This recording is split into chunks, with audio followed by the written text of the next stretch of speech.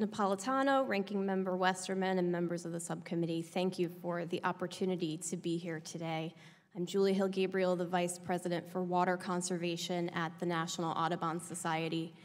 And on behalf of our more than 1 million members, 23 state offices, and over 400 independent local chapters, Audubon's mission is to protect birds and the places they need for today and tomorrow. Just like people, birds need water. And because of that, Audubon has made water conservation a core part of our conservation strategy. We work in places that are globally significant for birds and people, like the Colorado River and network of saline lakes in the arid West, like the Great Lakes and the Mississippi River and its delta, the Gulf Coast, the Delaware River, the Everglades, and the Platte River, among many other places. And aquatic ecosystems are really the liquid heart of America's environment. They provide drinking water for hundreds of millions of people, while also showing innumerable benefits for wildlife and our nation's economy. As we discuss implementation of past Water Resources Development Acts and look ahead to future legislation regarding water infrastructure, it's critical to prioritize the investments in the aquatic ecosystem mission of the U.S. Army Corps of Engineers. One international model of success for ecosystem restoration can be found in America's Everglades. It truly is the nonpartisan issue in the state of Florida, where you have local, state, and federal decision makers all acknowledging the benefits of restoration efforts, not only for the wildlife that made the Everglades famous, but for addressing issues like the toxic blue-green algae blooms, red tide, and seagrass die-off that have plagued Florida's coast in recent years.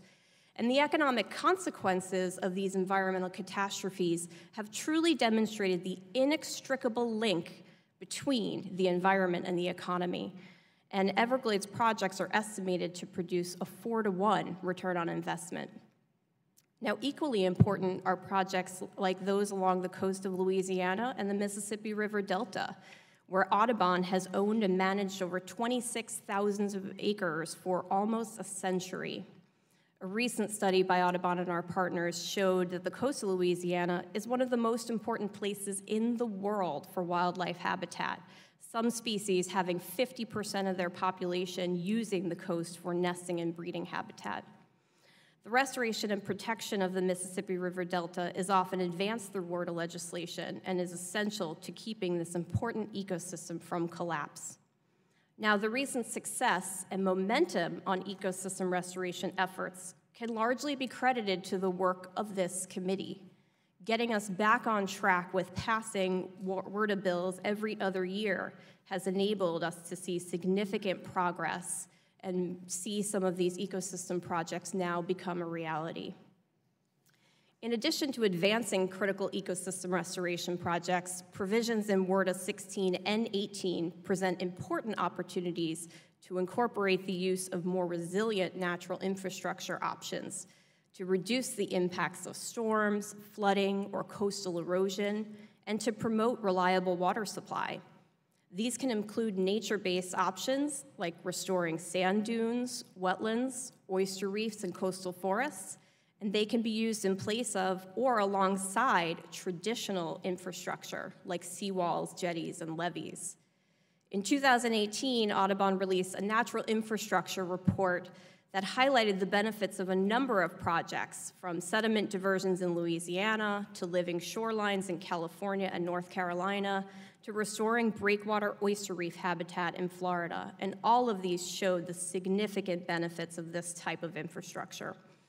When looking for options to reduce the impact of storms, the National Oceanic and Atmospheric Administration has found that across the U.S., coastal wetlands are estimated to provide more than $23 billion in storm protection services every year. And in watersheds that contain 15% wetlands, peak floods can be reduced by up to 60%. Despite the clear statutory language in recent WRDA bills directing the Army Corps to consider natural infrastructure alternatives, very few of these measures are being implemented. More effort is needed to ensure that the Army Corps can capture the multiple benefits provided by these measures and to require the Corps to conduct a full evaluation of a natural infrastructure alternative in each study addressing flood and storm damage reduction. Audubon stands ready to work with the Army Corps and the subcommittee and other partners to find innovative and efficient ways to advance water infrastructure and help protect birds in the places they need. Thank you for allowing me to be here today, because we truly believe that where birds thrive, people prosper. Thank you, Ms.